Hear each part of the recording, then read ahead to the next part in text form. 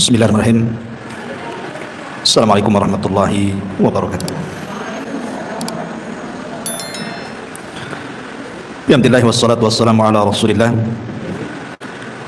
wa ala alihi wa sahbihi wa mawalah wa la hawla wa la quwwata illa billahi wa ba'd. Alhamdulillah, segala puja dan puji hanya milik Allah Subhanahu wa taala. Salawat dan juga salam kita hadiahkan kepada Rasul kita Nabi besar Muhammad sallallahu alaihi wa ala alihi wasallam. Pembahasan di pagi hari ini, insyaallah kita akan membahas seputar renungan kematian. Dan ini pembahasan seputar alam barzah, dari mulai kematian kemudian masuk ke alam barzah. Di sana ada himpitan kuburan, fitnah kubur, azab kubur, kemudian juga apa saja yang bisa menyelamatkan kita dari azab kubur, kemudian amal-amal apa saja yang bermanfaat bagi si mayat, dan begitu seterusnya. Ma'asyiral muslimat yang dimuliakan Allah Subhanahu wa taala. Allah Subhanahu wa taala berfirman, kullu nafsin dha'iqatul maut. Setiap jiwa itu pasti mengalami kematian.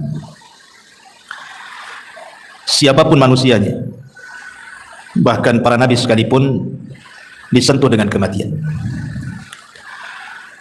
Walaupun ada diperselisihkan seperti Nabi Ilyas, apakah dia masih hidup, kemudian Nabi Khidir, apakah dia masih hidup, tapi pendapat yang kuat wallahu alam bahwa mereka juga sudah meninggal, kecuali yang dikecualikan Allah, Isa ibnu Maryam.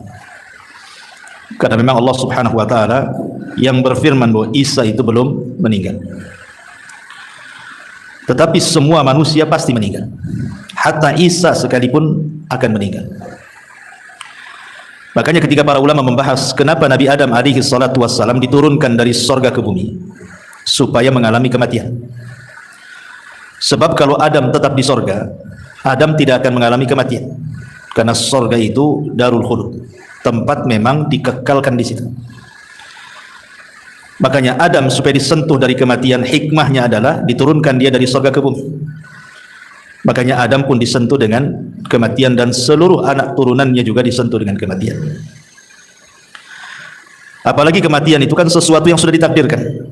Setiap manusia itu sudah ada takdirnya. Dan semakin jauh periode Adam sampai ke umat Rasul kita Muhammad sallallahu alaihi wasallam, maka usia manusia juga semakin pendek. Terlebih Nabi sallallahu alaihi wasallam membatasi dengan kalimat a'maru ummati bainas sittina wasab'in, bahwa usia umatku itu berkisar antara 60 sampai 70 tahun saja.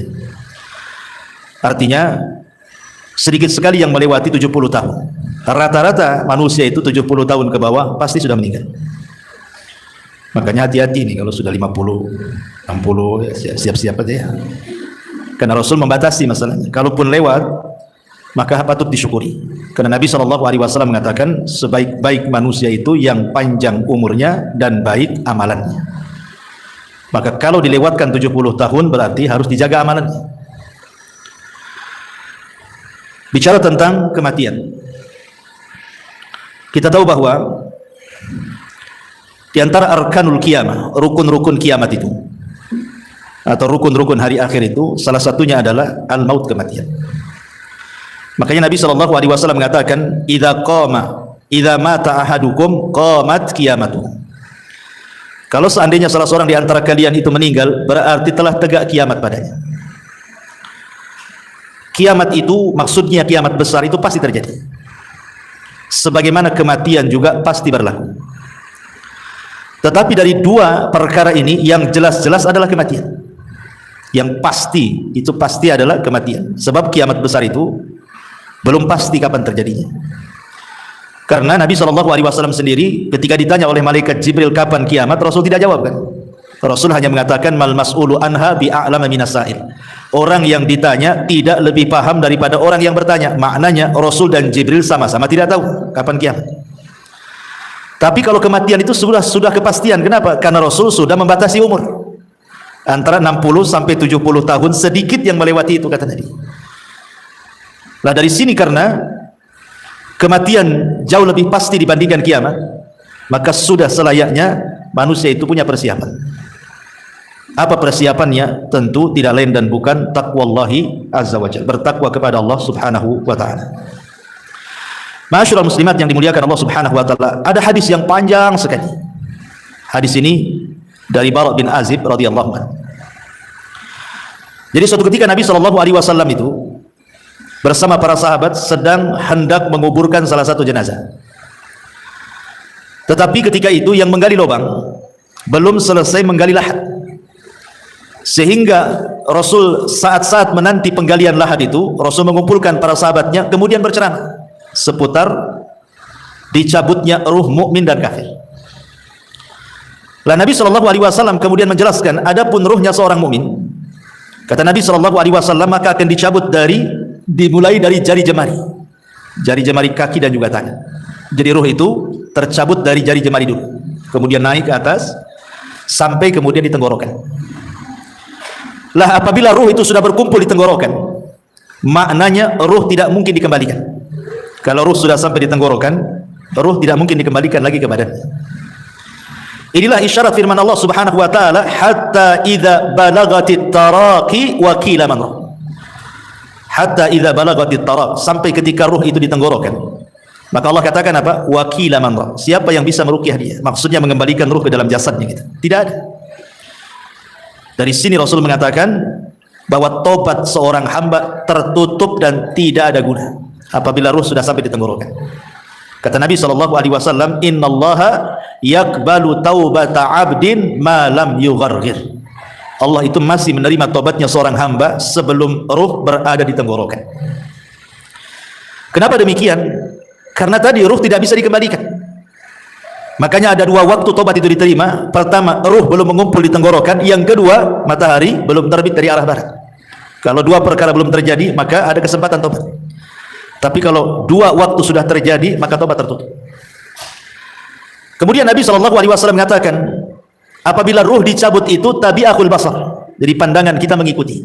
Ruh itu kan keluar dari mulut kita, kemudian keluar, nanti mata ini mengikuti ruh tercabut. Makanya setiap orang yang meninggal pasti melotot matanya karena mengikuti pandangannya. Makanya disunahkan ditutup supaya tidak menakuti orang. Lah disitulah Allah subhanahu wa ta'ala mengutus malakul maut dan rusulul maut. Jadi ada dua malaikat.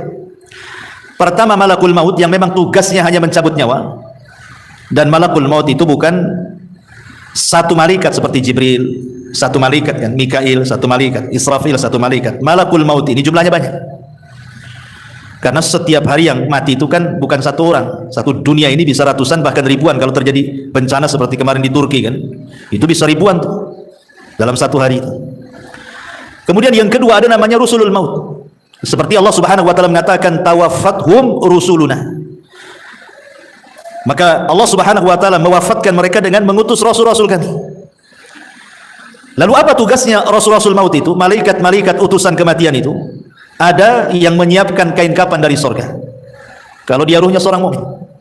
Ada yang menyiapkan hanut. Hanut itu maksudnya minyak wangi. Dan ada tugasnya membisikkan di telinga orang yang sedang sakaratul maut. Sebagaimana Allah subhanahu wa ta'ala berfirman di dalam Al-Quranul Karim, surah Ibrahim ayat atau surah Fussilat ayat 30. Allah mengatakan, innal ladzina qalu rabbuna Allah thumma istaqamu tatanazzalu alaihimul malaikatu alla takhafu wa la tahzanu wa abshiru bil jannati allati kuntum tu'adun. Orang-orang yang mengatakan Rabb kami Allah, kemudian mereka istiqamah, maka turun padanya para malaikat saat menjelang wafatnya, kemudian membisikkan di telinganya, jangan takut, jangan sedih, berbahagialah, karena surga sudah menanti untukmu apa yang Allah janjikan kepada.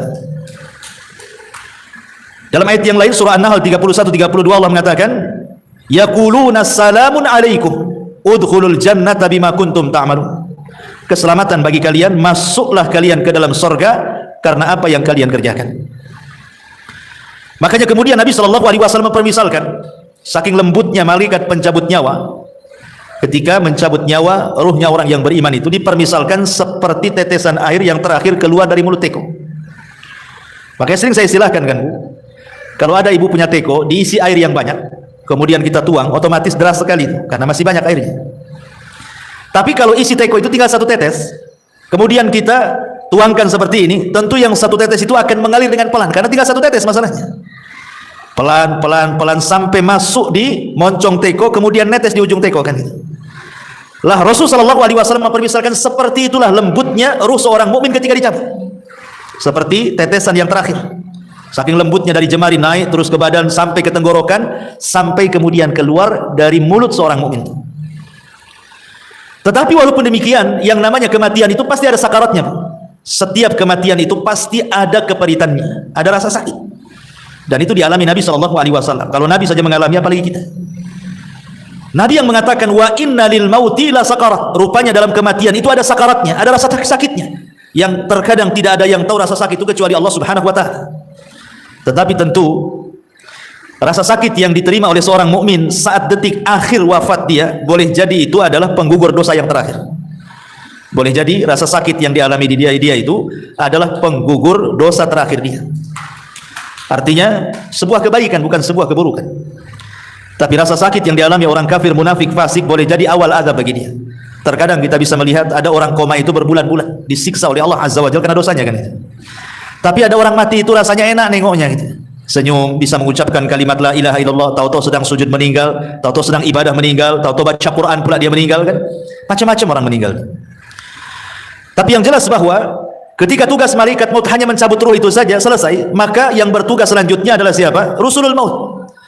Diletakkan ruhnya di kain kafan dari sorga, kemudian dibaluri minyak wangi dari sorga, kemudian dibalut, yang subhanallah dijelaskan dalam hadis itu bau minyak wangi dari sorga itu membumbung sampai ke langit, sehingga semua para malaikat di langit itu bertanya, itu ruhnya siapa itu? Maka malaikat yang bertugas membawa ruh ini naik ke langit akan menyebutkan nama terbaik yang disukai dia ketika di dunia. Ruhnya fulan ibnu fulan. Makanya penting orang punya nama baik itu. Maka ketika ruh itu naik ke langit, disinilah Allah Subhanahu wa taala memberikan kemuliaan kepada ruhnya seorang mukmin dengan menyuruh para malaikat penjaga langit itu untuk membuka pintunya. Karena langit itu kan punya pintu. Jadi naik ke langit pertama dibuka pintunya, naik ke langit kedua dibuka pintunya, ketiga, keempat, sampai ketujuh, sampai melewati langit ketujuh. Entah sampai mana wallahu alam, tidak dijelaskan, tapi yang jelas kemudian Allah Subhanahu wa taala berfirman kepada ruhnya seorang mukmin ini, letakkan kembali ruh kepada jasadnya, kemudian naikkan catatannya fil illiyin. Artinya ruhnya seorang mukmin itu akan berjumpa dengan Allah. Dan perjumpaan kita dengan Allah itu di 4 tempat kan sudah saya jelaskan. 2 di dunia dan 2 di akhirat. 2 di dunia, yang pertama saat sholat, itulah saat perjumpaan kita dengan Allah. Sebenarnya saat sholat itu adalah saat perjumpaan kita dengan Allah, karena Allah yang mengatakan wa innaha lakabiratun illa alal khasyin. Sholat itu berat kecuali bagi orang-orang yang khusyuk. Kemudian Allah tafsirkan dalam Al-Quran, siapa orang-orang yang khusyuk itu? Alladzina yadhunnuna annahum mulaqu rabbihim, orang-orang yang yakin bahwa mereka sedang berjumpa dengan Allah. Kemudian yang kedua, ini saat sakaratul maut ini, saat ruh dibawa oleh malaikat rusulul maut ke melintasi langit ketujuh, itu juga berjumpa dengan Allah. Dan Allah katakan kembalikan ruhnya ke dalam jasadnya, kemudian naikkan catatannya di tempat yang paling tinggi yang disebut dengan Illiyin. Kemudian 2 nanti kelak pada hari kiamat, ketika Allah Subhanahu wa taala menggiring manusia sesuai dengan sesembahannya. Jadi Allah akan mengumpulkan manusia itu sesuai dengan sesembahannya. Yang nyembah sapi di sana, yang nyembah ular di sana, yang nyembah batu di sana. Jadi manusia itu akan dikumpulkan bersama sesembahannya. Ketika semua manusia dikumpulkan bersama sesembahannya, disitulah Allah Subhanahu wa taala akan menampakkan siapa yang menyembah kepada dirinya. Akan menampakkan kepada manusia yang selama ini menyembah kepada dirinya. Anehnya, di situ orang yang beriman dengan orang munafik dikumpulkan. Ketika Allah Subhanahu wa taala kemudian menyingkapkan dirinya, maka semua orang-orang yang beriman sujud. Tapi orang-orang munafik tidak bisa sujud. Fala yastati'un.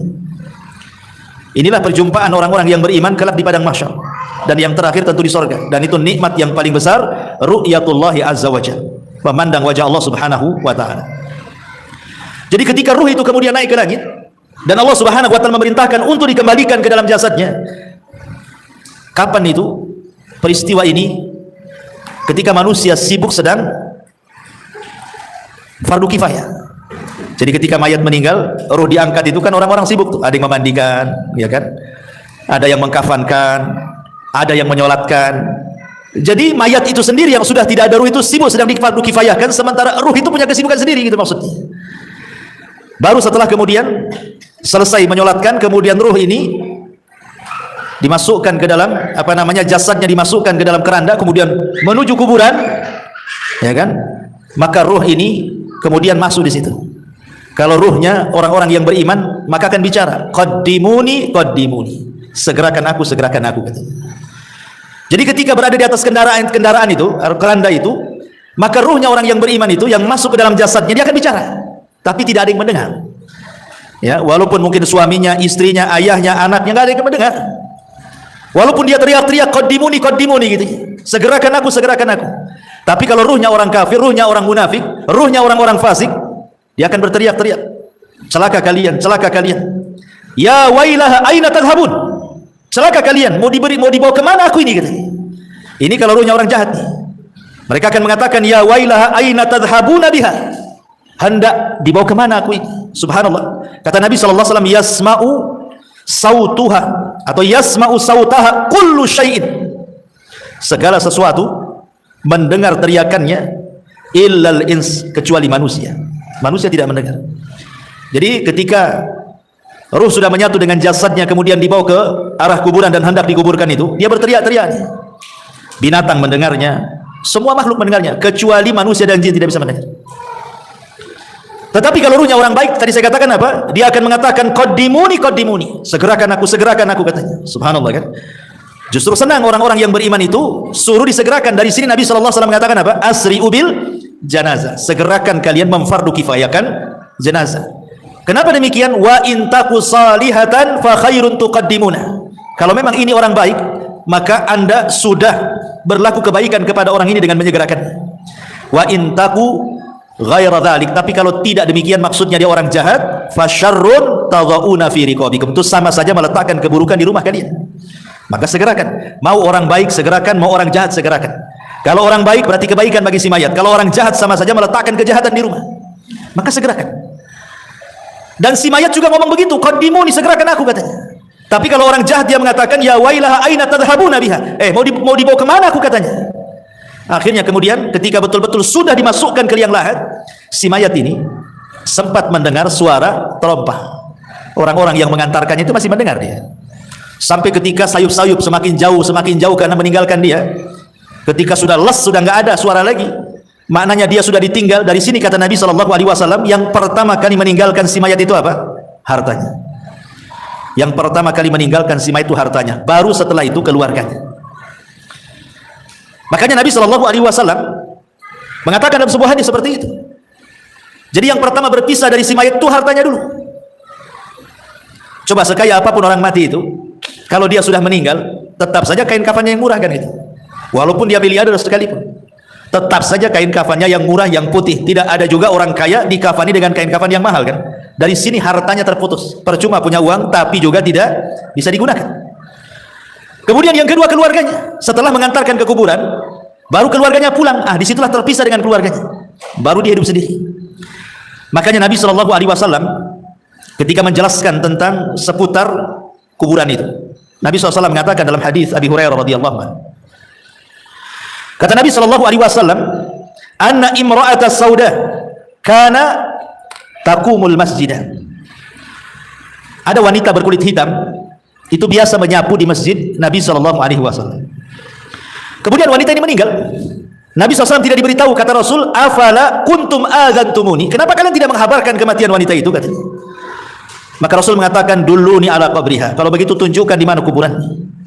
Kemudian Nabi SAW setelah ditunjukkan kuburannya, apa kata Rasul? Inna hadhil kubur mamlu'atun zulmatun ala ahliha wa inna Allah azza wa jal yunawwiruha lahum bisalati alaihim. Kata Nabi SAW, sesungguhnya kuburan-kuburan ini dipenuhi dengan kegelapan-kegelapan bagi para penghuninya, dan sesungguhnya Allah subhanahu wa ta'ala menyinarinya bagi mereka dengan salatku terhadap mereka.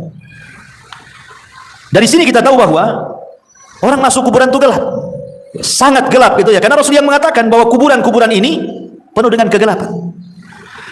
Bukan hanya penuh dengan kegelapan, Bu ya, tapi penuh dengan ketakutan.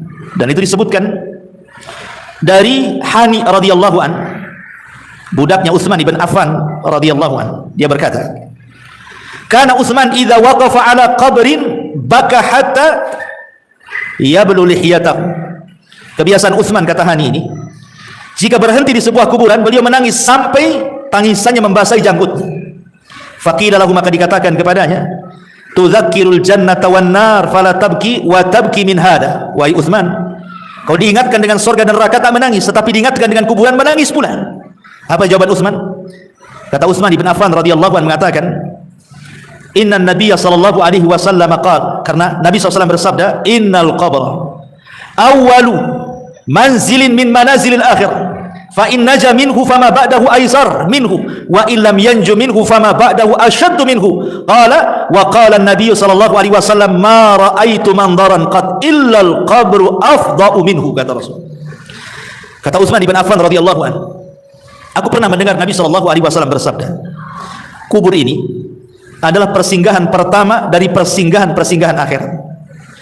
Bila seseorang selamat dari keburukan kubur, maka setelahnya lebih mudah baginya. Tapi bila dia tidak selamat dari keburukan kubur, maka setelahnya lebih berat. Kemudian Utsman mengatakan, sungguh aku pernah mendengar Rasul mengatakan, aku tidak melihat satu pemandangan pun yang lebih menakutkan dibandingkan kuburan, kata Rasul. Jadi kuburan ini menakutkan dan juga menggelapkan. Lah ketika kemudian si mayat ini sedikit demi sedikit kan sudah hilang suara terompah yang didengar yang mengantarkannya itu. Disitulah datang dua malaikat yang disebut dalam hadis itu namanya Munkar dan juga Nakir. Apa yang dilakukan Munkar dan Nakir? Kata Nabi dalam hadis Bara bin Azib ini, fayatihi malakani. Kemudian dua malaikat datang kepadanya, fayajlisanihi, maka mendudukkan si mayat itu yang sudah ditiupkan roh itu tadi. Fayaqulani lahu, maka keduanya akan membentak dan mengatakan, man rabbuk, siapa Rabbmu? Fayaqul, karena dia orang yang beriman, dia mengatakan, Rabbi Allah, Rabbku Allah. Fayaqulani lahu, maka keduanya akan mengatakan kembali, ma dinuk, apa agamamu? Fayaqul, maka dia akan mengatakan, diniyal Islam, agamaku Islam. Fayaqulani lahu, maka dua malaikat akan berkata lagi, ma hadzal rajul alladzi bu'itsa fikum, tahukah kalian siapa orang yang diutus kepada kalian ini? Fayaqul, karena dia orang yang beriman, dia mengatakan, huwa Rasulullah sallallahu alaihi wasallam, dia adalah Rasul sallallahu alaihi wasallam, Muhammad ibn Abdullah alaihi salatu wassalam. Kemudian malaikat tadi berkata lagi, wa ma yudrik, bagaimana kau tahu dia Rasulullah? Kok bisa kamu tahu dia Rasulullah? Fayaqul, maka dia mengatakan, qara'tu kitab Allah fa amantu bihi wa saddaqtu, aku membaca Al-Quran, ku beriman dengan Quran, ku benarkan Quran. Fayunadi munadin fis sama, ketika dia bicara seperti itu, maka tiba-tiba ada penyeru dari langit, ang sadaqa abdi, hambaku telah benar, hambaku telah benar dengan jawabannya. Apa yang terjadi? Karena hambaku telah benar, maka fafrishuhu minal jannah wa albisuhu minal jannah waftahu lahu baban minal jannah, lapangkan kuburannya, hantarkan pakaian dari sorga, buka pintu-pintu sorga kepadanya. Kemudian dikatakan fayatihi min rauhiha wa tibiha, maka tiba-tiba ketika pintu sorga itu dibuka, semerbak harum dari sorga itu kemudian masuk ke dalam kuburannya, kuburannya menjadi harum ya. Kemudian ketika itu wa yufsahu lahu fi qabrihi madda basarihi, tiba-tiba kuburannya diluaskan sejauh mata memandang. Jadi kalau ibu naik di atas ketinggian kemudian melihat gitu ya, sampai di mana, itulah maksudnya sejauh mata memandang itu. Tapi dalam riwayat yang lain diluaskan itu 70 hasta kali 70 hasta, luasnya kuburan itu diluaskan. Tentu ini alam gaib ya, bukan Bu? Karena sehebat apapun alat dunia, anggaplah dipasang CCTV sekalipun, ya tetap saja segitu. Coba saja taruh CCTV, pantaulah itu di CCTV itu, apakah dia menyempit ataukah melebar, ya tetap saja segitu kan. Artinya bahwa alam kubur ini bagian daripada alam gaib. Kenapa kita tidak tahu dan kita tidak bisa memprediksi kan bahwa kuburan ini meluas atau menyempit? Karena antara alam dunia dan alam kubur itu ada namanya barzah, maka disebut alam barzah. Barzah itu tembok penghalang antara alam dunia dalam alam kubur itu. Makanya Allah mengatakan dalam Al-Quran itu bahwa di situ terdapat barzakhun ila yaumil yub'atsun, ada barzah pemisah antara dunia dan alam kubur sampai hari dibangkitkan. Ma'asyiral muslimat yang dimuliakan Allah Subhanahu wa taala, apa yang terjadi setelahnya? Setelah kuburannya diluaskan sejauh mata memandang, subhanallah, wa ya'tihi rajulun hasanul wajhi, tiba-tiba datang seseorang, indah pakaiannya, hasanul thiyab, indah wajahnya, hasanul wajhi, indah wajahnya, hasanul thiyab, indah pakaiannya, tayyibur rihi, sangat harum baunya. Fayaqul, dan dia mengatakan, abshir billadhi yasurruka hadha yaumuka alladhi kunta tu'ad. Kemudian orang ini mengatakan, berbahagialah, berbahagialah katanya, dengan apa yang menyenangkan dirimu, inilah hari yang engkau tunggu selama ini katanya. Kemudian dia mengatakan, si mayat ini, man anta, siapa kamu? Fawajhu kal wajhu yaji'u bil khairi, aku lihat wajahmu mendatangkan kebaikan. Siapa kamu ini, sudah berbuat baik menemani aku di kuburan ini gitu. Fayaqul, maka dia mengatakan, ana amalukas saleh, sayalah amal saleh, sayalah amal salehmu. Dalam riwayat, ketika dia mendapatkan kebaikan itu, maka orang ini mengatakan di hadapan si mayat yang beriman itu, nim naumatal arush, kalau begitu tidurlah engkau layaknya pengantin baru. Jadi disuruh tidur, sehingga ketika dia tidur, dia mimpi dengan mimpi yang indah. Itulah disebut nikmat kubur ya. Mimpi sangat indah sekali, sehingga tanpa kemudian disadar, tahu-tahu kiamat pula dibangkitkan. Ketika kiamat dibangkitkan itulah, maka orang yang baik ini kemudian memberitahu bahwa Israfil akan meniupkan sangkakalanya. Kemudian orang ini mengatakan, siapa kamu ini sebenarnya? Maka orang baik ini mengatakan, ana amalukas saleh, sayalah amal solehmu. Maksudnya, sayalah solatmu, sayalah puasamu, sayalah zakatmu, sayalah silaturahimmu, sayalah ibadahmu. Jadi ibadah itu akan menemui kita di kuburan. Sebagaimana kita akan menjumpai Allah Subhanahu wa ta'ala di 4 tempat yang saya jelaskan, kita juga akan menjumpai amal soleh kita di 4 tempat juga sama. 2 di dunia, 2 di akhirat kan itu ya. Adapun di dunia kita bisa rasakan amal soleh kita kan. Ibu kalau hari-hari ngaji seperti ini kan tambah itu kan iman kita itu rasanya. Rasanya itu mau ibadah itu semangat. Itu artinya kita mendapatkan amal soleh kita di dunia itu ada pengaruhnya. Sebagaimana orang maksiat kan ada pengaruhnya bukan? Futur, malas gitu ya kan. Maka amal soleh juga kita bisa dapati gitu ya, dengan semangatnya kita beribadah. Karena iman dalam definisi ahli sunnah itu yazidu bi ta'ah, bertambah karena ketaatan. Kita bisa rasakan itu. Kemudian yang kedua, di sini dalam kuburan ini kita akan mendapatkan amal soleh kita dalam wujud manusia. Sehingga ketika ditanya, siapa engkau ini? Wajahmu kok wajah yang baik sekali. Maka dia akan mengatakan, ana amalukas soleh, saya amal solehmu. Artinya kita akan mendapatkan amal soleh kita kan di kuburan ini dalam bentuk manusia yang akan menemani kita sepanjang kita di kuburan kita. Sehingga sebagian para ulama ketika membahas apakah orang-orang yang dikubur itu bisa merasakan perjalanan waktu, sama dengan kayak ibu kita sekarang kan bisa kita merasakan perjalanan waktu kan Bu ya, pagi aktivitasnya apa, siang aktivitasnya apa, sore apa, malam apa, besok pagi lagi kan bisa kita merasakan aktivitas waktu itu berjalan kan itu ya. Ya, hari, minggu, bulan, tahun kita bisa merasakan. Pertanyaannya, apakah orang-orang yang dikubur juga merasakan ada aktivitas waktu sehari-hari? Pagi, siang, sore, malam, ke pagi lagi, siang, sore, malam, ke pagi lagi gitu ya. Sementara orang-orang yang dikubur itu kan ada yang sudah lama kan. Kalau yang meninggal di zaman Rasul kan sudah 14 abad berarti kan. Sudah 14 abad sampai sekarang nggak dikiamat-kiamatkan. Atau yang sebelum Nabi umpamanya. Tentu lebih lama lagi orang itu di kuburan itu. Apakah mereka akan merasakan bimururil waktu kata ulama dengan berjalannya waktu itu? Maka ulama membagi dua, kata ulama memerinci. Kalau yang di kuburan itu mereka orang-orang yang beriman, baik dari umat Nabi atau umat-umat sebelumnya, dan mereka mendapatkan nikmat kubur, maka mereka tidak akan merasakan berjalannya waktu. Mereka tidak akan merasakan, walaupun ratusan tahun, walaupun ribuan tahun sekalipun, mereka tidak akan merasakan berlewatnya waktu itu ya. Tetapi kalau mereka adalah orang-orang kafir, orang munafik, orang fasik, maka mereka akan merasakan itu, karena itu bagian daripada adab ya. Jadi sekali lagi, kalau orang-orang yang beriman yang mendapatkan nikmat kubur tidak akan terasa di kuburan itu walaupun ratusan ribuan tahun. Mana dalilnya? Dalilnya adalah peristiwa Ashabul Kahfi yang ditidurkan, atau kisah Nabi Uzair yang ditidurkan 1 abad kan, kemudian dibangunkan, kemudian ditanya, kam labista, berapa lama kau tidur itu? Dia mengatakan apa? Labistu yauman au ba'dha yaum, perasaan aku baru tidur separuh atau 1 hari katanya. Padahal sudah 1 abad dia tidur kan. Berarti kan dia tidak merasakan tuh tidurnya, dia tidak merasakan kan, padahal dia sudah 1 abad, sudah 100 tahun tidur, dibilangnya baru setengah hari katanya. Begitulah orang yang di kuburan, kalau mendapatkan nikmat itu tidak terasa, seolah-olah waktu berjalan dengan cepat. Tetapi kalau orang terkena azab itu rasanya penat, lama waktunya menunggu. Ya sama lah bukan, kita menanti orang jenuh gitu kan, lama kali kan, rasa mau balik saja, nggak datang-datang, ditengok tak nampak lagi, ditengok tak nampak, ya dah saya tinggal aja lah, kan ada kejenuhan tuh ya. Tapi kalau asik Bu ya, ibu pengantin baru dengan suami kan nongkrong tuh di taman, tahu-tahu maghrib Ya kan namanya orang nikmat. Nggak pandang, kok tahu tuh maghrib katanya. Nah, jadi dari sini di dunia ini kita bisa rasakan dalam kondisi nikmat dengan dalam kondisi tidak nikmat kan itu. Lah dikubur kurang lebih seperti itu. Ya.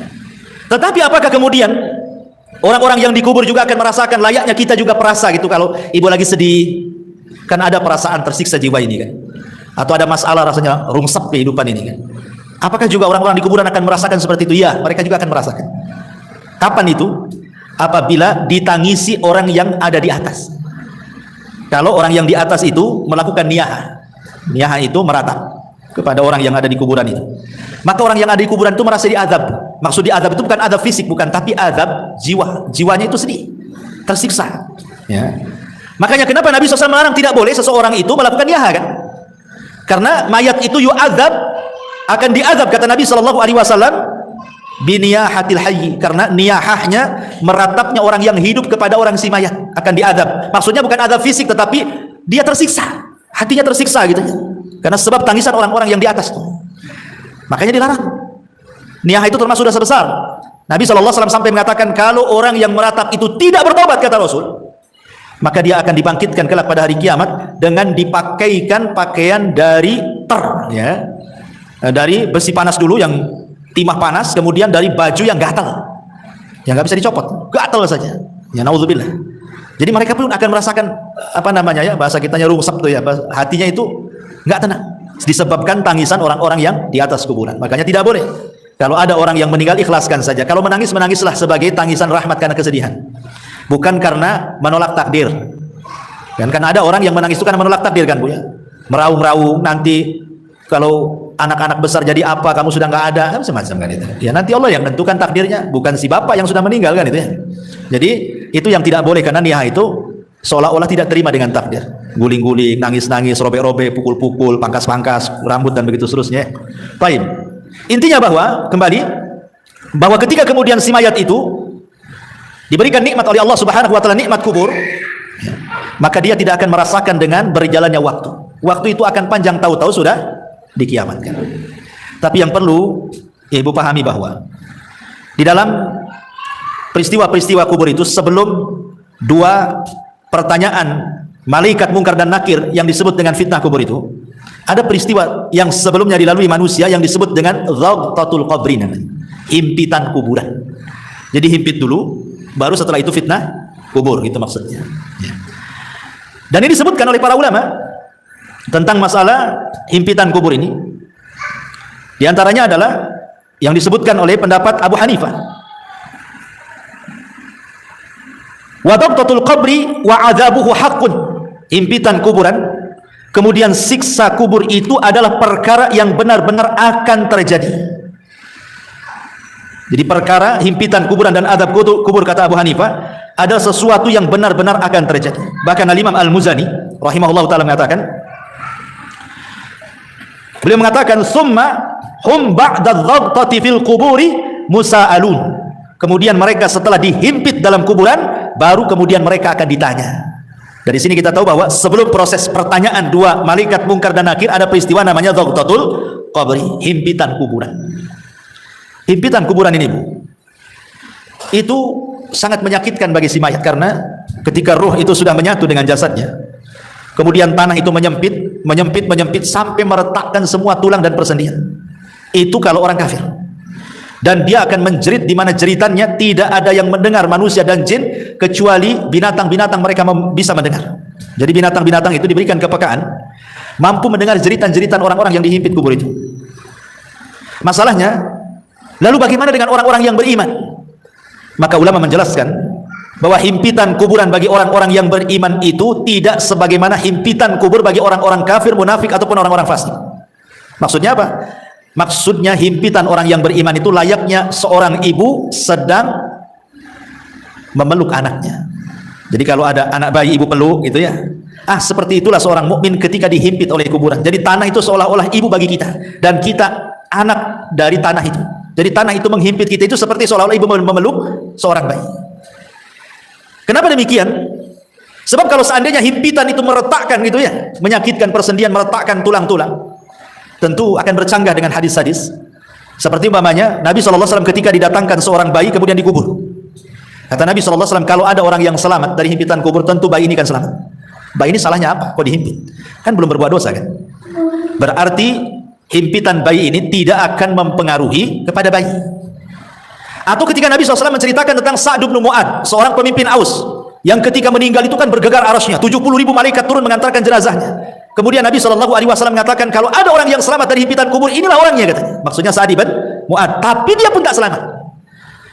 Berarti menunjukkan bahwa bukan himpitan kubur kepada Sa'd bin Mu'adz atau kepada bayi tidak akan sama dengan himpitan kepada orang-orang kafir. Ya, makanya ulama memberikan catatan, himpitan kuburan kepada orang-orang yang beriman layaknya seorang ibu memeluk bayinya dengan lembut. Jadi bukan sebuah siksaan gitu maksudnya, tetapi justru sebuah kabar gembira. Baru setelah himpitan baru namanya fitnah kubur, pertanyaan tadi ya. Baru setelah itu tergolong manusia kepada dua kelompok, bisa masuk pada nikmat kubur, bisa masuk kepada adab kubur. Ya. Tapi ma'asyiral muslimat yang dimuliakan Allah Subhanahu wa taala. Ini satu sisi ya. Maksudnya kalau ruhnya itu orang yang beriman. Sekarang kalau ruhnya orang kafir munafik, tentu sebaliknya. Sebaliknya daripada ruhnya orang-orang yang beriman. Ya. Di antaranya ada Nabi SAW mengatakan kalau ruhnya orang kafir ketika dicabut, Bu, itu Nabi SAW mempermisalkan seperti safud. Safud itu macam pisau yang bengkok seperti ini. Safud di pisau bengkok macam serulit gitu ya. Kemudian didatangkan kambing wol yang belum dicukur. Tahulah bukan kambing Australia yang banyak gimbal-gimbal tuh rambutnya. Ya, kemudian pisau ini dibenamkan di kambing wol tadi. Kemudian setelah itu disiram. Secara otomatis, maka bulu-bulu kambing yang disiram itu kan akan nempel di pisau, Bu. Setelah nempel di pisau, kemudian ibu cabut paksa pisau itu dengan sangat keras gitu ya. Apa yang terjadi? Pasti akan merontokkan bulu-bulunya. Kata Nabi SAW, seperti itulah ruhnya orang kafir, munafik, fasik dicabut oleh malaikat maut. Jadi akan merontokkan persendiannya. Karena ketika malakul maut mencabut ruhnya orang kafir, munafik, fasik itu, maka rusulul maut akan menghembuskan dan menakut-nakuti di telinga orang-orang yang akan dicabut itu dan mengatakan, hei, ruh yang busuk, ruh yang jahat, ruh yang jelek, keluar. Di sana kemurkaan dan kemarahan Allah sudah menantimu, katanya. Gimana dia mau keluar ditakut-takuti seperti itu? Tentu tidak akan keluar. Makanya dipaksa. Dia keluarnya itu dipaksa sehingga dia akan merontokkan semua persendiannya. Dia akan merasakan sakit yang luar biasa. Ya. Kemudian setelah ruhnya diletakkan di kain kafan dari neraka, kemudian bau busuknya melambung ke langit, semua malaikat mencaci maki dia. Tidak ada satupun malaikat memujinya, Bu. Bahkan mencaci maki, ini ruhnya siapa busuk sekali. Bahkan malaikat-malaikat penjaga pintu langit pertama tidak akan membuka pintunya. Jangan lagi langit kedua, langit ketiga. Langit pertama saja tidak membuka pintunya. Dan Allah hanya mengatakan dari atas sana, dan mengatakan jatuhkan ruhnya ke dalam jasadnya. Letakkan catatannya di bumi yang paling dasar yang disebut dengan sijin. Coba bayangkan, ruh itu dilempar, Bu, sama malaikat. Tidak dihantar. Sehingga ketika ruh itu menyatu dengan jasadnya itu, ibarat ibu jatuh dari ketinggian tuh, gebuk gitu ya. Gimana rasanya? Ah, seperti itulah rasanya. Sehingga rasanya tulang ini patah semua. Karena yang merasakan sakit itu bukan jasad, Bu, ruh. Kalau ruh dicabut, Bu, walaupun ibu dicabik-cabik jasadnya, dipotong-potong, dimutilasi, dicongkel matanya, dipotong telinganya, dicabut jarinya, nggak akan merasakan sakit kalau ruhnya dicabut. Tapi kalau ruhnya dikembalikan, itulah sakit yang dialami itu, bagaikan dia jatuh dari ketinggian, itu yang dia rasakan. Ya. Sudah itu pula kemudian tiba-tiba dihimpit kuburan gitu, retak semuanya kan. Sudah jatuh dari ketinggian, dihimpit dengan kuburan, makin retak semuanya lah. Sedang dia merasakan sakit, tiba-tiba dibentak pula malaikat mungkar dan nakir. Kayak apa tuh coba? Siapa nabimu? Ya. Siapa agamamu? Ya, nggak bisa jawab lah dia. Dia aja masih merasakan sakit yang luar biasa. Ya. Makanya ma'asyiral muslimat yang dimuliakan Allah Azza wa Jalla, maka dia akan terus menjerit-jerit dalam kuburannya. Manusia dan jin tidak akan mendengarnya kecuali hewan-hewan atau binatang-binatang yang Allah takdirkan mampu mendengarnya. Ma'asyiral muslimat yang dimuliakan, dan begitu seterusnya. Dan Allah Subhanahu wa taala ketika dia tidak sanggup, apa kata Allah? Angkadzaba 'abdi, hambaku telah berdusta. Bukakan pintu neraka, hempaskan panasnya. Lah disitulah dia akan mengalami yang disebut dengan azab kubur. Ya. Ini sekilas tentang kematian, fitnah, himpitan, azab, dan juga nikmat kubur. Baik. Kita masuk pada pembahasan berikutnya. Ma'asyiral muslimat yang dimuliakan Allah Subhanahu wa taala. Kalau kita sudah tahu dan kita yakin dan percaya di sana ada nikmat dan azab kubur, lalu apa saja hal-hal yang bisa kita ini terhindar dari itu semuanya? Apa caranya supaya kita bisa terhindar dari azab kubur itu? Karena begini, Bu, dalam sebuah hadis tentang Nabi SAW. Jadi suatu malam Nabi SAW itu pernah bermimpi, Bu. Dalam mimpinya datang dua malaikat kemudian membawa dia. Dan mimpinya Nabi itu wahyu. Lain dengan mimpi kita. Dibawa ke sebuah tempat. Ya. Kemudian disitulah rupanya diperlihatkan tentang azab-azab yang luar biasa. Sampai Rasul heran, kenapa mereka? Azab apa yang mereka lakukan gitu ya? Apa di antara yang Rasul lihat? Dan ulama sepakat bahwa hadis ini bicara tentang azab kubur, bukan azab neraka. Di antaranya Nabi SAW melihat ada orang yang dipecahkan kepalanya dengan batu kan? Dipecahkan kepalanya dengan batu. Kemudian setelah dipecahkan nih, kemudian malaikat yang memecahkan kepala itu pergi hendak mencari batu lain. Kemudian datang lagi, kepalanya sudah utuh lagi, dipecahkan lagi. Kemudian sudah pecah, dia pergi lagi cari batu lagi yang baru. Datang lagi, rupanya kembali lagi kepalanya. Asik gitu saja. Jadi Rasul mengatakan, mahadan, ini siksaannya apa nih orang ini, kok ngeri kali gitu ya. Rupanya kemudian malaikat mengatakan bahwa siksaan orang ini karena ketika datang waktu sholat sengaja dia tidur. Datang waktu sholat, harusnya kan dia sholat, sengaja pula dia tidur. Kemudian yang kedua, ada lagi orang itu digambarkan oleh Nabi SAW. Subhanallah, orang ini kakinya di atas digantung, kepalanya di bawah. Kemudian di sampingnya ada orang bawa pisau bengkok, kemudian dimasukkan di mulutnya, kemudian dirobek sampai tengkuknya. Kemudian setelah itu dimasukkan di lubang hidungnya, dirobek sampai tengkuknya. Setelah robek ini dari hidung ke tengkuk, dari mulut ke tengkuk, kemudian dia mau mengambil sebelah kirinya. Ketika diambil sebelah kirinya, sebelah kanannya sudah kembali lagi. Ya. Kemudian dirobek dari sebelah kiri, mulut sampai ke tengkuk, hidung sampai ke tengkuk. Ketika pindah ke sebelah kanan, balik lagi ke semula gitu. Asik gitu saja. Sehingga Rasul mengatakan, kenapa orang ini? Maka kemudian malaikat ini mengatakan, karena ketika di dunia ini dia suka berdusta sampai dustanya itu membumbung ke ufuk katanya. Maksudnya apa dusta membumbung ke ufuk itu, Bu? Maksudnya dusta membumbung ke ufuk itu maksudnya dustanya itu sampai menyebar kemana-mana. Dahulu orang berdusta menyebar itu kan sulit, Bu. Namanya kita berdusta untuk menyebar di satu puskopkar ini agak sulit karena kan dari mulut ke mulut. Tapi kalau sekarang ini kita nulis di medsos saja sebuah berita hoax, itu sudah menyebarkan satu dunia, bukan? Jadi hadis ini baru dipahami oleh para ulama. Rupanya inilah yang dimaksud orang berdusta sampai membumbung ke ufuk itu. Sekali nulis kemudian langsung di-share, bukan hanya satu grup, satu dunia tahu. Inilah maksudnya berdusta membumbung ke ufuk itu. Naudzubillah, sekarang loh hari-hari orang berdusta semua orang lihat. Ya, mampus saya ini. Kemudian juga ada juga Nabi SAW melihatkan ada orang yang telanjang, tidak pakai baju dan tidak pakai celana, telanjang bulat, laki-laki dan perempuan rupanya berada di penggorengan kan, bejana, kemudian dibakar di bawahnya. Dia tidak bisa keluar dari bejana itu, kepanasan luar biasa. Ketika ditanya, rupanya mereka adalah para pezina.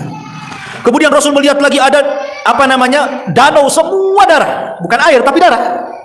Jadi ada orang yang berenang di tengah tuh, berusaha ke pinggir tidak bisa karena setiap ke pinggir ada malaikat yang menyuapkan dengan batu. Akhirnya ke tengah lagi, ke pinggir disuapin batu lagi, ke tengah lagi, tersiksa orang ini. Ketika ditanya, rupanya mereka adalah para pemakan riba. Ya. Kemudian juga ada separuh jasadnya bagus, separuhnya jelek. Jadi jasad kesininya cantik, kesininya busuk gitu ya. Ada dua wajah gitu ya, dua badan, satunya jelek, satunya bagus gitu ya. Ketika kemudian ditanya siapa mereka, mereka lah yang mencampur adukan antara amal saleh dengan perbuatan jahat, mencampur adukan yang hak dengan yang batil.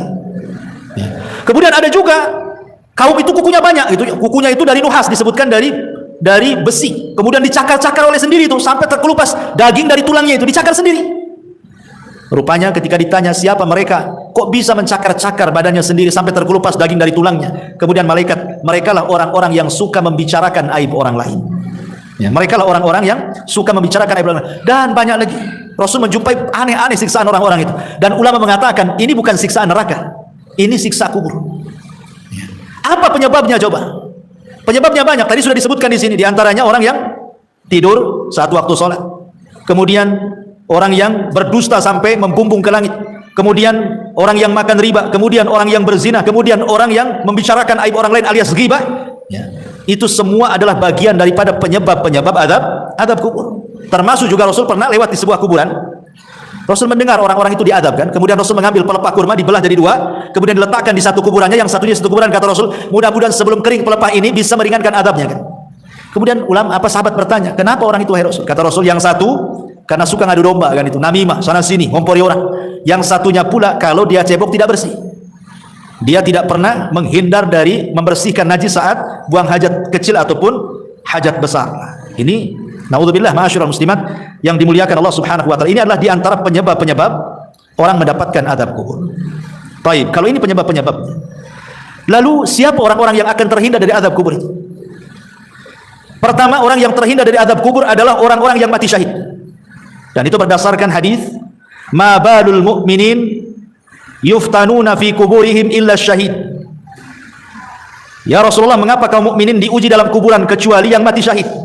Maka Rasul mengatakan, kafa bi barikatis suyuf ala ra'si fitnah.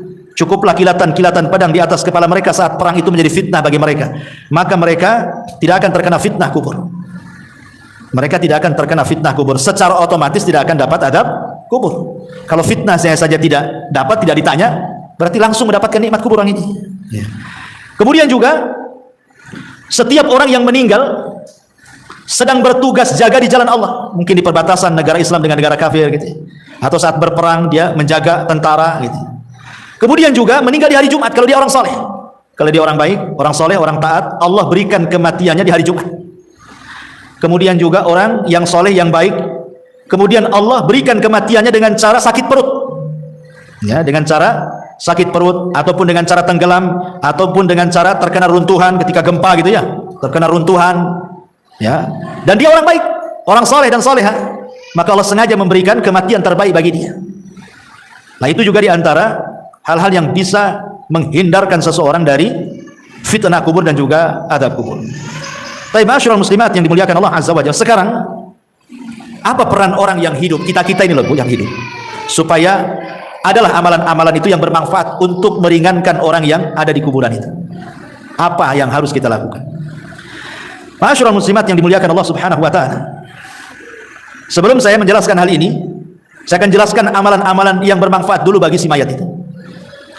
Kata Nabi SAW, al-kayyisu man dana nafsa wa amila lima ba'dal maut. Orang yang cerdas itu Bu adalah orang yang introspeksi, senantiasa introspeksi diri dan mempersiapkan sebuah amalan untuk kematiannya. Itu orang cerdas kata Nabi. Amalan ini kan banyak Bu ya, macam-macam amalan di dunia ini. Tetapi orang yang cerdas itu pasti dia akan memilih mana-mana amalan yang bermanfaat untuk kematiannya, mana-mana amalan yang sedikit manfaat untuk setelah kematiannya. Lah di antara amalan-amalan yang sangat bermanfaat untuk setelah kematiannya disebutkan dalam beberapa riwayat. Pertama, ketika Nabi SAW bersabda dari hadis Muslim, "Idza mata ibnu Adam inqata'a amaluhu illa min thalathin. Shadaqatin jariyah aw ilmin yuntafa'u bihi aw waladin salihin yad'u. Apabila anak Adam meninggal dunia, terputus amalnya kecuali 3 perkara: sedekah yang mengalir, ilmu yang bermanfaat, atau anak saleh yang mendoakan orang tuanya. Hadis yang kedua, hadis dari Abu Hurairah radhiyallahu anhu yang dikeluarkan Imam Ibnu Majah. Rasul mengatakan, "Inna mimma yalhaqul mu'min min amalihi wa hasanatihi ba'da mautihi." Sesungguhnya yang sangat bermanfaat bagi seorang mukmin dari amalannya setelah kematiannya dan dari kebaikannya setelah kematiannya, pertama, ilman 'allamahu wa nasyarahu. Ilmu yang ibu pelajari, kemudian ilmu itu didakwahkan ibu dan ibu sebarkan. Sekarang kan mudah menyebarkan ilmu kan, di tangan ibu kan ada handphone nih, pamannya sekarang ngaji. Ibu rangkum, kemudian ibu tulis, kemudian ibu share di grup-grup. Kan sama dengan menyebarkan ilmu. Daripada ilmu selfie-selfie nggak jelas kan, bagus kita nyebarkan ilmu gitu ya, jelas manfaatnya setelah kematian. Wa waladan salihan tarakahu, atau anak saleh yang ibu didik. Ibu didik sehingga anak ini menjadi anak yang saleh. Tidak mesti anak sendiri, entah anak saudaranya, entah anak orang, ibu ambil angkat, ibu didik sampai dia paham agama, kemudian ibu meninggal dan dia mendoakan, maka itu sangat bermanfaat. Wa mushafan warathahu, atau ibu mau wakaf mushaf. Beli mushaf di pasar 1-2 mushaf, cari masjid yang nggak ada mushafnya, taruh di situ supaya orang baca. Ya. Atau mungkin ada saudara-saudara kita yang belum punya mushaf. Ya, ibu bisa datang ke orang-orang yang nggak punya mushaf, ibu belikan mushaf, ibu kasih dia supaya baca. Itu sangat bermanfaat. Au masjidan bana, atau masjid yang sedang dibangun. Ibu ikut nyumbang supaya cepat terbangun masjidnya. Au baitan libnis sabil bana, atau ibu sengaja buat kos-kosan 5 pintu, yang 2 dikontrakkan, yang 3 sengaja bagi orang-orang yang tamu-tamu yang dari jauh yang cari pekerjaan gitu ya. Nah, kasihlah kontrak tanpa bayar, sebulan gratis, 2 bulan gratis, 3 bulan gratis sampai dia punya pekerjaan umpamanya kan. Alhamdulillah ya. Ataupun nahron ajrah, ataupun mungkin ada masjid, ada pesantren, ada masyarakat butuh air. Nah, ibu danai buat sumur bor atau beli air atau apa, aw sadaqatan akhrajaha min malihi fi sihhatihi wa hayati, atau ibu sedekah ketika ibu sehat, ketika ibu masih hidup ibu bersedekah, yalhaquhu min ba'di mauti, itu bisa sampai setelah kematiannya. Ini amalan yang bermanfaat bagi si mayat. Kemudian juga hadis yang ketiga, hadis Jarir ibn Abdillah al-Bajali, Rasul mengatakan, man sanna sunnatan hasanatan, barang siapa yang memberikan contoh terbaik kemudian diikuti orang, kemudian diikuti lagi orang lain, akhirnya banyak mengikuti, maka dia akan mendapatkan pahala, dan pahala orang mengikutinya sampai pun dia sudah meninggal akan mengalir terus gitu. Ini juga memberikan contoh yang terbaik kepada orang lain. Termasuk juga adalah hadis juga, amalan yang paling baik selain daripada itu adalah doa, haji, umroh, dan begitu seterusnya ya. Ini diantara amalan-amalan ya. Lalu kita yang hidup, umpamanya ayah kita meninggal, ibu kita meninggal, suami atau istri atau siapalah dari orang yang kita cintai meninggal, bagaimana cara membahagiakan mereka? Para ulama mengatakan yang paling mudah membahagiakan orang yang ada di kubur itu, Bu, doa. Itu yang paling mudah. Kalau ibu ingin membahagiakan orang tua yang sudah meninggal, ibu yang sudah meninggal, bapak yang sudah meninggal, kita ingin membahagiakan mereka, maka ibu terus berdoa sejak dia meninggal sampai hari ini, walaupun mungkin berpuluh-puluh tahun, berdoalah dengan 3 kata. Apa itu? Allahumma gfirlahu, ya Allah ampuni dosanya. Maka dia sangat bahagia kalau ibu ngomong begitu. Yang kedua, Allahumma arhamhu, ya Allah kasihi dia, rahmati dia. Itu sangat bahagia kalau dia mendengarnya. Yang ketiga, Allahumma tsabithu, ya Allah tetapkan dia. Yusabbitullahu alladhina amanu bil qauli tsabit, ya Allah mantapkan jawabannya supaya jangan salah ya. Karena orang itu kan akan terus diazab oleh Allah Subhanahu wa taala kan. Kalau dia dapat azab kubur, nauzubillah. Kalau dia dapat nikmat kubur, alhamdulillah. Lah orang-orang yang diazab itu mereka juga menunggu-nunggu kita gitu ya, doa-doa kita itu. Karena itu bisa meringankan azab mereka. Dengan kita berdoa kepada Allah, ya Allah ampuni dosa dia, rahmati dosa dia, mantapkan dia ya Allah, berikan dia kemudahan di situ. Itu sangat bahagia si mayat itu. Bahagia sekali. Termasuk juga yang kedua setelah doa, sedekah. Sedekah itu membahagiakan orang mati. Ibu ada uang, nampak ada masjid, saya sedekah untuk orang mati. Nampak ada orang fakir miskin, anak yatim, sedekah untuk orang mati. Nampak ada orang yang perlu kita bantu, sedekah untuk orang mati. Dan begitu seterusnya, Bu. Itu sangat bahagia orang si mayat. Itu sebenarnya yang bisa membahagiakan orang yang sudah mati. Doa dan sedekah. Itu yang sudah jelas-jelas.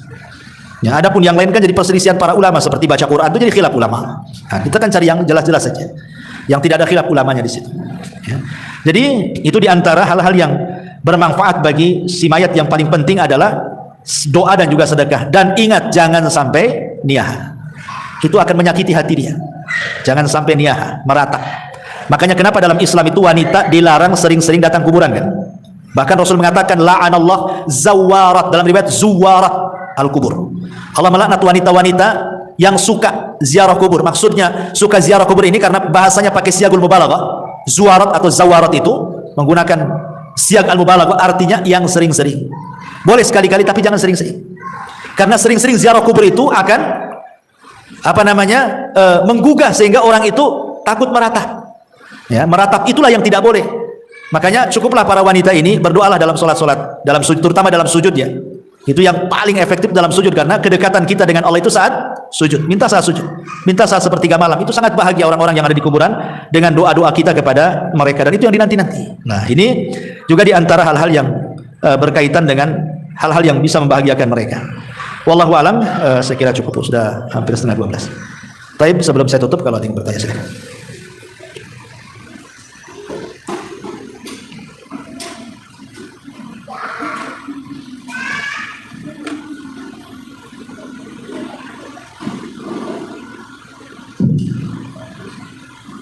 Assalamualaikum warahmatullahi wabarakatuh. Waalaikumsalam warahmatullahi wabarakatuh. Di bab yang setelah amal soleh dan lebih tempat terus adalah pengaruh orang merasa di kuburan, maka orang yang meninggal akan merasakan tidak tenang. Yang menanyakan Ustaz, apakah pengaruh orang yang merasa tersebut tidak merasa tenangnya itu bagi orang yang soleh atau bagi orang yang diazab?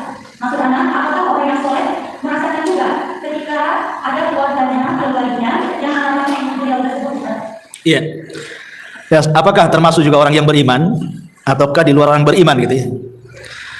Kalau kita melihat hadis-hadis tentang masalah larangan niyahah, Bu, itu umum, ya, sangat umum. Seperti Nabi SAW mengatakan, isnatani fin nasi huma bihi kufrun, at-ta'nu fin nasabi wan niyahatu 'alal mayyit. Dua perkara kalau terjatuh maka jatuhlah dalam kekufuran. Salah satunya adalah mencela nasab dan meratap orang mati.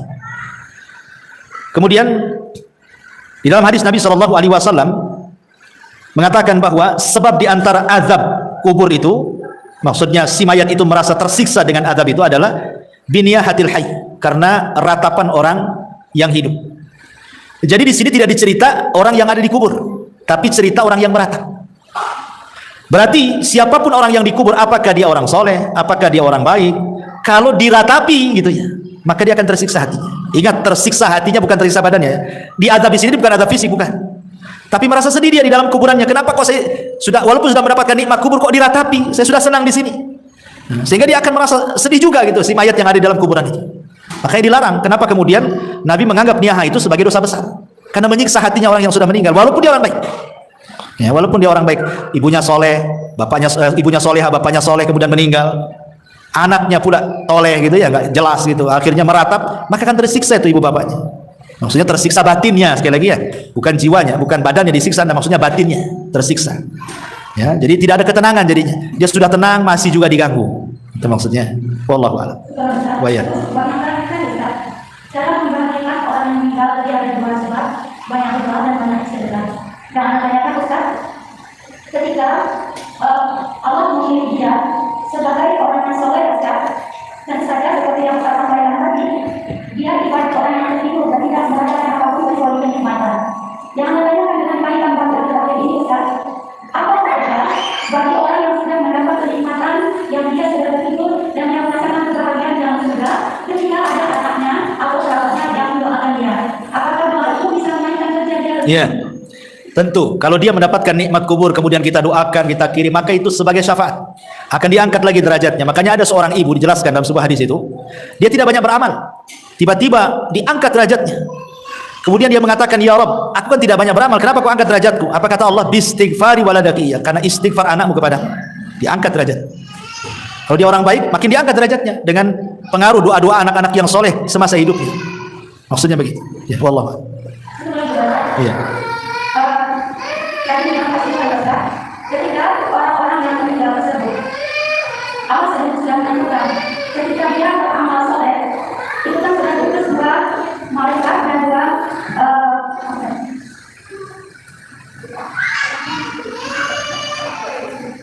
sebelum mau ya. Ketika mereka diberi tugas masing-masing dengan dalam bahasa yang mau menentukan kapannya, menentukan bagian, menentukan tempat untuk bisa juga. Terus itu setelah itu kan mereka melakukan dari bawah ke lantai dan sekitar salah dengan berbagai dan mereka sudah tenang di sana Ustaz. Apakah ada pengaruh-pengaruh yang sudah Allah tentukan di tempat yang terbaik dengan amalan-amalan buruk yang dirasakan ketika anak-anak yang ditinggalkannya Ustaz? Ya, alhamdulillah. Kalau dia orang baik, kemudian anak-anaknya tidak baik, itu kan disebabkan karena apa dulu ya kan? Apakah orang tua ini sudah berusaha mendidik, tapi Allah takdirkan anak pula jadi fitnah? Maka orang tua berlepas diri, karena dia sudah mendidik. Pamannya dari kecil ibu sudah berusaha nyekolahkan di tempat yang baik, di pesantren, bawa guru ngaji, di rumahnya pun luar biasa. Setelah besar pula, tiba-tiba orang tua meninggal, anaknya pula terkena pergaulan bebas, jahat, akhirnya futur, tidak istiqomah, akhirnya tidak soleh. Maka orang tua ini tidak ada hubung kait dengan anaknya. Sebagaimana Nuh alaihi salatu wassalam ketika berusaha mengajak Kan'an naik ke atas perahu, ya bunayyarkam ma'ana, naik wahai anak. Tapi Kan'an tak mau. Akhirnya Allah mengatakan, sudah tinggalkan, innahu laisa min ahlik, dia bukan keluargamu lagi. Jadi kalau orang tua sudah berusaha mengarahkan, tapi anak pula yang berbelok, itu orang tua tidak bisa disalahkan. Artinya tidak akan menanggung dosa anak. Ya. Tapi kalau orang tua soleh sendiri membiarkan anaknya, gitu ya, maka dia akan kena dosa anaknya. Karena dia tidak bertanggung jawab, dia akan terpengaruh di situ dan dia pun pasti akan mendapatkan hal-hal dalam kuburan kan? Karena itu kan termasuk dosa. Orang tua membiarkan anaknya tidak bertanggung jawab kan dosa. Iya jelas. Karena dia berbuat dosa lah kan gitu. Di dunianya berbuat dosa. Orang tua membiarkan anak kan dosa. Jelas dosa. Bahkan Itu termasuk durhakanya orang tua kepada anak. Seperti yang dulu pernah saya ceritakan, ada anak dilaporkan sama orang tuanya ke Amirul Mukminin Umar bin Khattab karena jahat. Kata orang tua ini, wahai Amirul Mukminin, hukum anak saya, jahat dia sama saya, kata. Akhirnya Amirul Mukminin lihat dohir kasusnya, hampir mau menghukum anak itu. Kata anak itu cerdas, tunggu dulu wahai Amirul Mukminin, bisa enggak saya bicara, kata. Kata Amirul Mukminin, bicara. Anak ini mengkiaskan, Amirul Mukminin, saya enggak bercerita, kata. Ada orang membeli seorang budak wanita, kemudian digauli budak wanita itu. Setelah hamil dia tidak suka kehamilannya, dia hanya ingin gauli saja. Lahirlah kemudian dari budak itu anak laki-laki. Karena tidak suka dari awal, tidak punya keinginan punya anak dari budak, akhirnya dibiarkanlah anak itu sampai besar, akhirnya jahat. Kira-kira wahai Amirul Mukminin, yang disalahkan bapaknya, tuannya, atau anaknya kalau itu jahat? Kata Amirul Mukminin, ya bapaknya lah salah. Kata anak itu kisah itu saya ini, kata. Maka Amirul Mukminin mengatakan, tutup kasus. Sebelum anak durhaka kepadamu, engkau sudah durhaka kepada anak. Kan itu ceritanya. Ya, jadi tidak semua durhaka itu berasal dari anak orang tua. Orang tua pada anak pun bisa durhaka, gitu maksudnya. Ketika tidak mendidik, kan? Berarti kan dosa besar, dia melanggar karena tidak bertanggung jawab. Sementara Rasul mengatakan, kullukum ra'in wa kullukum mas'ul. Kalian itu pemimpin dan akan ditanya setiap kepemimpinannya, kan? Ya jelas pengaruh itu. Dosa anak itu akan terbawa kalau itu kesalahan orang tua. Ya, wallahu a'lam. Tadi kita sampaikan amal soleh yang tidak umum tempat tadi, yang terakhir belum dijawab Ustaz. Yang pertama ketika kita dalam majelis, yang kedua ketika di dalam kuburan dalam bentuk manusia. Yang selanjutnya yang kedua di akhirat, ya ketika dalam bentuk catatan. Iya.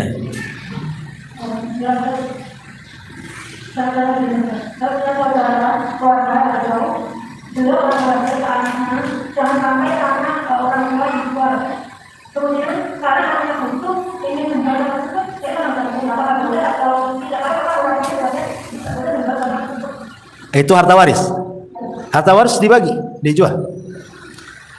Karena wasiat itu tidak boleh di atas kebatilan. Wasiat itu harus yang baik. Itu kan wasiat jangan dijual, kemudian meninggal. Nanti jadi ribut ahli warisnya. Ya kan? Wasiat itu yang baik. Kalau yang tidak baik kan tidak perlu ditaati. Kalau sampai kemudian cerai-berai gara-gara warisan, sebaiknya nggak apa-apa melanggar wasiat, karena wasiatnya kan tidak sesuai dengan syar'i. Harusnya kan tidak begitu wasiat. Kalau saya mati bagi kan itu harusnya. Itu wasiatnya benar. Maka sebaiknya dibagi, Om. Kalau tidak masalah. Iya, sekarang generasi anak pertama mungkin tidak ada masalah. Nanti yang satu mati, kemudian datang pula anaknya. Yang namanya hidup ini kadang pasang surut. Kadang-kadang saya pernah menyaksikan, Bu, ada orang itu ketika ekonominya bagus, dia nggak mau harta waris, nggak mau, cukup dengan yang ada saja. Allah takdirkan bankrupt dia, baru ngorek-ngorek waris. Artinya bahwa manusia itu pasti akan mengalami pasang surut, kan? Ada orang yang ketika sehat merasa saya tidak perlu waris, ketika sakit nggak punya duit, mau berobat, melirik harta waris akhirnya. Butuh juga dia. Kalau yang lain menahan, zalim dia mau berobat tidak ada duit, zalim jadinya. Orang ini mau berobat, apa dibiarkan dia mati nggak dicairkan warisannya? Itu sama dengan membunuh saudaranya. Ya, sebaiknya makanya kata Rasul itu cepat waris itu dibagi, supaya satu bermanfaat bagi ahli waris untuk modal, untuk biaya perobatan, untuk pendidikan anak, atau manfaat bagi si mayat. Boleh jadi anaknya yang baik, dia dapat waris karena sudah kaya, warisan nggak seberapa, saya sedekahkan sajalah untuk orang tua saya, kan jadi manfaat, kan? Jadi manfaatnya itu bisa ke orang mati, bisa ke ahli warisnya. Itu kalau waris itu. Kalau tidak, banyak konflik itu, banyak bunuh-bunuhan gara-gara waris. Ya, silaturahim terputus gara-gara waris. Banyak madaratnya waris itu kalau nggak seperti begitu. Wallahu a'lam.